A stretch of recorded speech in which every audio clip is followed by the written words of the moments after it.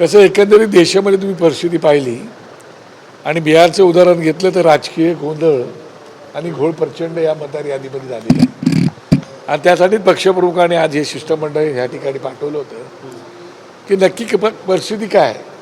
जे आता केदार उंबळकर आणि शिरीष सावंत साहेबांनी आमच्या सांगितलं आणि त्याप्रमाणे त्यांना काही सूचना केल्या, त्याने काही सूचना उत्तम प्रकारे आमच्या लोकांना केल्या, काही पत्रे आम्ही आता देणार आहोत. त्यामुळे मला असं वाटतं की निश्चितपणे या बाबतीमध्ये सगळ्याच राजकीय पक्षांनी जातीनिशी लक्ष घालण्याची आवश्यकता आहे. आणि त्यांच्याकडे आम्ही जी काही यादी आपण देणार आहात, जी काही माहिती आपण देणार आहात ती तुम्ही आमच्या राजकीय पक्षांनाही द्यावी. राजकीय पक्षांचा असा आक्षेप आहे की काही माहिती निवडणूक आयोग आमच्यापासून लपवून ठेवतो. निवडणूक झाल्यानंतर, लोकसभेची निवडणूक झाल्यानंतर जी काही यादी यायला पाहिजे ती काही यादी आमच्याकडे आलेली नाही, मिळालेली नाही. मग हा लपवाछपीचं कारण काय? त्यामुळे एक विश्वासाचं वातावरण राजकीय पक्षांमध्ये आणि निवडणूक आयोगामध्ये झालं पाहिजे. त्यासाठी ही खास करून आजची भेट होती. आणि त्याप्रमाणे चोकलिंगम साहेबांना मी बऱ्याचशा सूचना केलेल्या आहेत.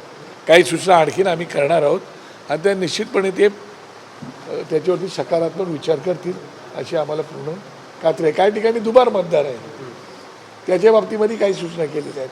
काही ठिकाणी मतदाराचं इपिक नंबर आहे पण मतदाराचा आमच्या लोकांचा फोटो नाही, नाव आहे फोटो नाही, काही नाव आहे तर त्यात वयाचा असे बरेचसे गोंधळ आहे त्याच्यात. तर त्या बऱ्याचशा सूचनांबद्दल आज चांगल्या प्रकारची चर्चा झालेली आहे. आणि त्याच्यात मला वाटतं की इतर राजकीय पक्षांनी सुद्धा जातीनिशी लक्ष घालण्याची आवश्यकता आहे. शिवाजी पार्क येथील पुतळ्यावर मासाहेबांच्या कुणी अज्ञातांना रंग फेकलेला आहे, त्यामुळे शिवसैनिक देखील आक्रमक झाले. नाही, मला वाटतं हा मूर्खपणाचा कळस आहे. त्याचं कारण असं की कोणाच्या श्रद्धेला भावनेला कोणी कुठला हात घालण्याचा प्रश्न येत नाही. कारण सन्माननीय मासाहेबांच्याबद्दल या महाराष्ट्रामध्ये एक वेगळा सन्मान आहे. आणि अशा वेळेला हे जर जाणूनबुजून कोणी कृत्य केलं असेल तर मला वाटतं मुंबईच्या पोलिसांवरती आमचा पूर्ण विश्वास आहे. त्यांना त्याचा छडा लावायला वेळ लागणार नाही. तात्काळ तो छडा लागला जाईल आणि त्याच्यावरती अशी काही कलमं लावली गेली पाहिजे. कारण हा मासाहेबांच्या पुरता विषय मर्यादित नाही. काही ठिकाणी छत्रपतीचा पुतळा असतो, काही ठिकाणी आमची जी आदर्शस्थानं आहेत त्या आदर्शस्थानांच्या बाबतीमध्ये पण काही वेळेला अशा घटना घडल्या जातात. काही घटना मुद्दाम घडवल्या जातात जेणेकरून वातावरण खराब व्हावं, कायदा सुव्यवस्था खराब व्हावी, एकंदरीत धर्माधर्मामध्ये तेढ निर्माण व्हाव्या अशा प्रकारच्या वातावरण केलं जातं. आणि निवडणुका आता तोंडावर असताना अशा प्रकारचं वातावरण जर ही करणारी काही लोक असतील तर त्यांच्यावरती ताबडतोब सक्त कारवाई झाली पाहिजे असं मला वाटतं. आता सध्या मीनाताईंच्या पुतळ्याजवळ स्वतः राज ठाकरे गेले होते. ठाकरे गटाकडून आंदोलन सुरू होतं. शिवसेना शिंदे गटाचे लोक आता थेट शिवाजी पार्क पोलीस स्टेशनमध्ये सुद्धा तक्रार द्यायला पोहोचले. तुमचा संशय नेमका कोणावरती आहे? नाही, तोच आता कसं आहे की नक्की आता आम्ही सांगू शकत आहे की नेमकं कोणी केलं त्याला करण्यात त्याच्या मागचा उद्देश काय हेच कळायला मार्ग नाही. पण निश्चितपणे ते काही लपून राहण्यासारखा प्रकार नाही, तो निश्चितपणे लक्षात येईल. आमचे संदीप देशपांडे सकाळीच बोलले की आम्ही तिकडे वॉक करून आलो, आज 8:30पर्यंत काय झालं नव्हतं. मग अचानक कसं झालं म्हणजे काहीतरी कोणीतरी जाणून बुजून केलेले. हां, CCTV वगैरे पण आहे म्हणजे ते कळेलच. आणि मग पाहू काय करता येईल.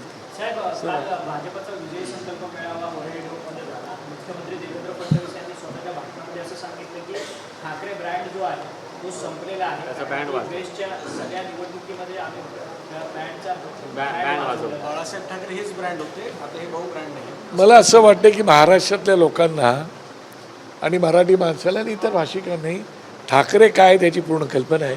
त्याची देवेंद्र फडणवीस साहेबांनी आम्हाला सर्टिफिकेट देण्याची गरज नाही. आणि ते येणाऱ्या काळामध्ये लवकरच कळेल मुख्यमंत्र्याला. काय नाहीतर ठाकरे ब्रँड जर नसता तर वारंवार भेटी घेण्याचं कारण पण लागलं नसतं. हां, आणि चर्चा करायची आवश्यकता पण नव्हती. म्हणजे ठाकरे ब्रँड आहे हे तुम्ही मान्य करता काय, त्याच्यामुळे त्याला पण ठीक आहे, राजकारण आहे. निवडणुकी तोंडावर आलेली आहे. सुप्रीम कोर्टाने निवडणूक जाहीर केली तर एक प्रकारे 31 जानेवारीपूर्वी घ्यावी म्हणून, त्यामुळे असं बोलावं लागतं. पण एकंदरीत जर तुम्ही पाहिलं परवाकडे नाशिकला जो मोर्चा झाला, तो मोर्चा झाल्यानंतर ठाकरे काय आहेत आणि त्यांचा ब्रँड काय आहे तो लोकांनी त्या ठिकाणी फक्त नाशिकला दाखवले. अजून तर खूप राज्य पडले नाही. ते म्हणाले की महापौर हा महायुतीचाच होणार आहे. तर आशिष शेलारांनी टीका करताना असं म्हटलंय की 2 ठाकरे यांनी एकत्र मेळावा घेतला, मात्र त्या मेळाव्यामध्ये त्यांना टीजर लॉन्च करावं लागलं गर्दी जमवण्यासाठी. ठीक आहे मॅडम, आम्ही काय तुम्ही आमच्याच खांद्यावर बसून मोठे झालेले आहात, त्याच्यामुळे तुमच्या हातामध्ये आता सत्ता आहे म्हणून तुम्ही बोलतात. पण ती काय अमरत्व घेऊन आलेली सत्ता नाही आहे. इकडे तिकडे नेहमीच होत असतं. पाहूया, घोडा मैदान जवळच आहे ते पाहू. एक म्हणणं आहे की जर असं स्वरूपाचं राहिलं तर उबाटाच्या मदतीने खान जसे आमदार झाले तसे मुंबईचे महापौर खान हवंय का मराठी माणूस हवा याचा विचार बघा, मुंबईवरती आत्तापर्यंत बाळासाहेबांच्या काळामध्ये मुंबईचे महापौर हे मराठी झालेले आहेत, पण त्याच्यासोबत आर सिंगसारखा सुद्धा माणूस महापौर राहिलेला आहे, मुरली देवरा साहेबांसारखे महापौर राहिलेले आहेत. हा भाग वेगळा आहे.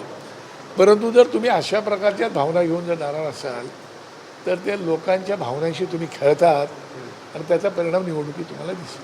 सर, एक हिंदी में जो ठाकरे ब्रांड को सीएम ने कहा कि बाला साहब ठाकरे ब्रांड हुआ करते थे, ये दोनों भाई ब्रांड नहीं है. आज के समय पर ब्रांड तो नरेंद्र मोदी है. मुझे ऐसा लगता है कि देवेंद्र फडणवीस जी जो है उनके पहले इस राज्य के जो नेता थे वो सम्मानीय प्रमोद जी महाजन थे और गोपीनाथ जी मुंडे साहब थे और नितिन गडकरी साहब थे.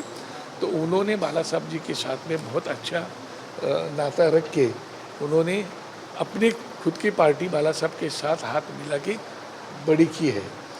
तो आपको बड़ी करने वाली शिवसेना ही है वो ज़माने की, और उसके लिए मुझे ऐसा लगता है कि उसके बारे में देवेंद्र जी को हमें सर्टिफिकेट देने की कोई ज़रूरत नहीं है.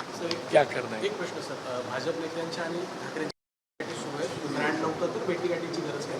काल गुजरात थोडांनी सुद्धा राज ठाकरेंची भेट घेतल्याची माहिती नाही, आता राजसाहेबांकडे सगळेच भेटायला येतात आणि ते मनमोकळेपणाने भेटतात. त्यांच्यामध्ये कुठलाही फसवणूक नसते, दिलदारपणा असतो. पण बाकीकडे समोर काय असतं ते बघा तुम्ही. कशासाठी येतात, साहेबांची जवळ काय दाखवायला येतात आणि बाहेर जाऊन नंतर काय बोलते ते तुम्हाला कळतं. एबीपी माझा, उघडा डोळे बघा नीट.